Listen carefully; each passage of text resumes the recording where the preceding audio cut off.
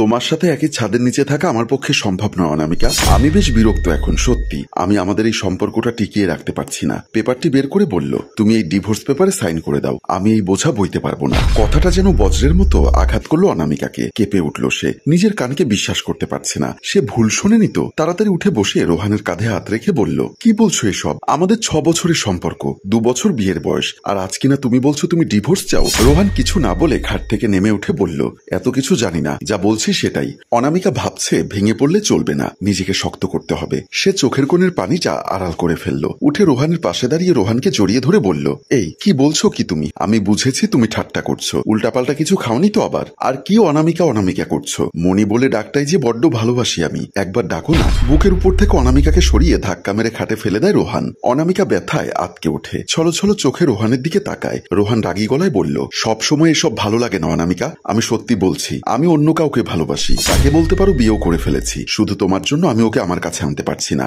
কি বলছো রোহান? দম বন্ধ হয়ে আসছে রোহানের কথা শুনে। যে রোহান তার মাঝে নিজের অস্তিত্ব খুঁজে বেড়াতো এতগুলো বছর ধরে, আর আজ সে বলছে সে অন্য কাউকে ভালোবাসে। তাও কি না তাকে বিয়ে করেছে, তার রোহানকে অন্য কেউ ভাগ করে নিয়েছে। রোহানের গায়ের ঘামের গন্ধ অন্য কেউ শোকে। তুমি মিথ্যা বলছো কেন রোহান? আমি সত্যি বলছি অনামিকা, তোমাকে প্রমাণ দিচ্ছি, দাঁড়াও। বলে পাশ থেকে মোবাইলটি নিয়ে ছবি বের করে অনামিকাকে দেখায়। ফোনে ওর সাথে আরেকটি মেয়ের বউ সাজে সব ছবি দেখায় অনামিকাকে। অনামিকা ফোনটা হাতে নিয়ে ভালো করে দেখছে, সে আদৌ ভুল দেখছে না তো? মেয়েটার কাছে অনামিকা কিছুই নয়, অসম্ভব সুন্দরী মেয়েটা। অনামিকা ফোনটা ছুঁড়ে ফেলে দিয়ে, কেন করলে এমন? কি দোষ ছিল আমার? প্রশ্নটা নিজেকেই করো না অনামিকা। আমি একজন ম্যাজিস্ট্রেট, আর আমার বউ কিনা একটা বয়স্ক মহিলা। অনামিকা, তোমার সাথে আমার ঠিক যায় না। আমি বয়স্ক? প্লিজ অনামিকা, আমার পরিবার তোমাকে নিয়ে একটু বেশিই ভাবে। সেদিন বাবা মা ডাইনিং টেবিলে বসা রোহান আর তার বাবা মা। বাবা বলল, তোকে কোনোদিন কোনো কিছুর জন্য বাধা দেইনি, কারণ তুই এমন করে চলিসনি। কিন্তু এটা তো মেনে নিতে খুব কষ্ট হয় রে রোহান বাবা। রোহান কিছু বুঝে উঠতে পারছে না দেখে মা বলল, কি বলছে বুঝতে পারছিস না তো? তোর বউয়ের কথা বলছে।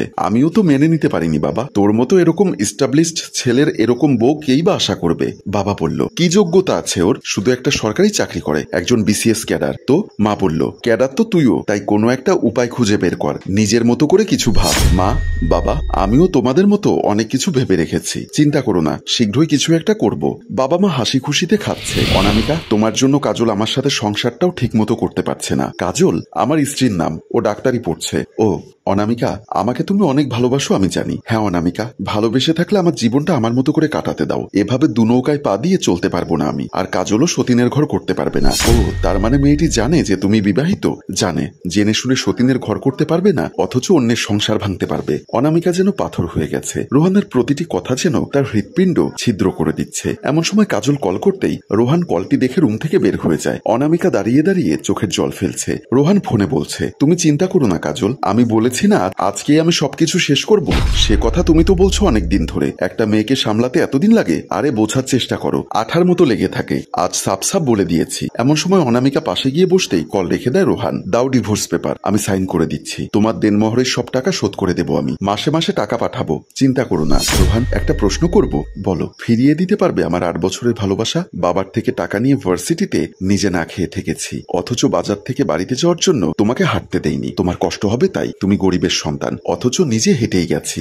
আর কিছু বলবো না, এই একটা কথাই বললাম শুধু। পারবে কি ফিরিয়ে দিতে? রোহানের মাথা নিচু হয়ে গেল। অনামিকা জানে এর উত্তর রোহান কখনোই দিতে পারবে না। আর কিছু বলার নেই। তুমি আমার সংসার ভাঙতে পারো, মেরুদণ্ড না। আর কিসের টাকা দেবে তুমি? আমি নিজের ভরণ পোষণ নিজেই করতে পারবো, সেই ক্ষমতা সামর্থ্য আল্লাহ দিয়েছে আমাকে। দাঁড়িয়ে গিয়ে চিৎকার করে বলল, আরে তুই ফকিন্নির বাচ্চা, কি দিবি আমাকে? তোকে টাকা দিয়ে ভালো ভালো খাবার খাইয়েছি, গ্রামের গেও থেকে একটা স্মার্ট ছেলে বানিয়েছি, নিজে ছেঁড়া জামা পরে তোকে দামি ব্র্যান্ডেড শার্ট কিনে দিয়েছি। আজ দুদিনের ক্যাডার হয়ে তুই আমাকে টাকার গরম দেখাস? আমার নখের যোগ্যতাও তোর নেই। কথাগুলো বলতে বলতে কেঁদেই ফেলেছে অনামিকা। যা গিয়ে ডিভোর্স পেপার নিয়ে আয়। রোহান কিছু না বলে রুমের দিকে চলে যায়। রোহান ডিভোর্স পেপারটি হাতে নিয়ে দাঁড়িয়ে আছে। অনামিকা এসে রোহানের থেকে কাগজটি কেড়ে নিয়ে তার উপর সাইন করে দিয়ে রোহানের মুখের উপর ছুঁড়ে মারে। সে ড্রয়ার থেকে নিজের বোরখা, ওন্না ও ভ্যানিটি ব্যাগ নিয়ে দাঁড়িয়ে বলল, রোহান, এক কাপড়েই যাচ্ছি, একটা কথা মনে রেখো, আমার গায়ের ঘাম চোখের পানি কিছুই বৃথা যাবে না, প্রকৃতির বিচার আছে, মনে রেখো। এ বলেই সে বের হয়ে যায়। যায়। এই ঘটনার প্রায় 2 বছর পর বেলকনিতে দাঁড়িয়ে সিগারেট টান দিচ্ছে রোহান। এ সময় প্রিয় মানুষটার সাথে এক কাপ চা খাওয়ার মজাই আলাদা। কিন্তু রোহানের কপালে কি আর সেই সৌভাগ্য আছে? ডাক্তার বউ রোহানকে সময় দেওয়ার বিন্দুমাত্র সময় নেই তার। অথচ ইদানিং আরেক কলিগের সাথে বেশ সখ্যতা তার। আকার ইঙ্গিতে কাজল প্রায় তাকে বলে সে তার সেপারেশন চায়। রোহান একটু মনকে হালকা করার জন্য একটু বাহিরে যায়। রাস্তায় বের হয়ে একটু হাঁটতেই রোহানের চোখ পড়ে সামনে একটি দম্পতির দিকে। সে বেশ অবাক হয় মেয়েটিকে দেখে। তার মেয়েটিকে চিনতে কষ্ট হলো না। এ যে তার মনি। ছেলেটির ফোন আসতেই দাঁড়িয়ে কথা বলছে আর অনামিকা এদিকে আসছে। রোহান দৌড়ে গিয়ে অনামিকার সামনে দাঁড়ায়। আকস্মিকভাবে সামনে কাউকে দেখে থমকে গেল অনামিকা। রোহান মাথা উঁচু করে অনামিকার দিকে তাকায়। মনি, আমি পারিনি মনি, প্রকৃতির প্রতিশোধে হেরে গেছি। মনি, যাবে আমার সাথে? আবার ছোট্ট একটা বাগান করব, আমি তুমি থাকবো।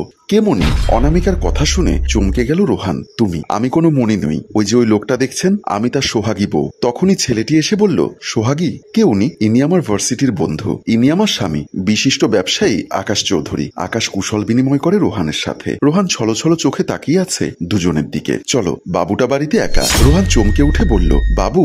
হ্যাঁ ভাই, আমাদের ছেলে, 1 বছর বয়স ওর। আসি তাহলে, আপনি বেড়াতে যাবেন? জি। এসো, আমি গাড়িটা বের করি। বলেই আকাশ চলে যায়। অনামিকা বলল, বলেছিলাম না আমি তুমি আমার যোগ্য নও? বলে অনামিকা হেঁটে চলে যায়। রোহান হাঁটতে হাঁটতে ভাবছে, জীবনে যাই হয়ে যাক, কখনো ভোলা উচিত না আমি কি ছিলাম, কোথায় ছিলাম, কার সাথে ছিলাম। ভুলে যাওয়াটাই জীবনের বড় ভুল হতেও পারে। আর এখানে নিয়তির এক লীলা খেলা দেখিয়ে আমাদের গল্প শেষ হয়। সম্মানিত ভিউয়ার্স, সৃষ্টিকর্তা কার কপালে কি রেখেছেন তা কেউই আগে থেকে বলতে পারে না। তাই সুযোগে সবাইকে মূল্যায়ন করতে শিখুন, যাতে পরে পস্তাতে না হয়। গল্পটির ভাবনা ও পরিচালনায় হাসিম রাজু, চিত্রগ্রহণ শিহাব ও শাকিল, প্রযোজনায় মঞ্জুর মোর্শেদ মিউজিক প্লাস। গল্পটি ভালো লাগলে লাইক, কমেন্ট ও শেয়ার করে অন্যকে দেখার সুযোগ করে দিন। ধন্যবাদ।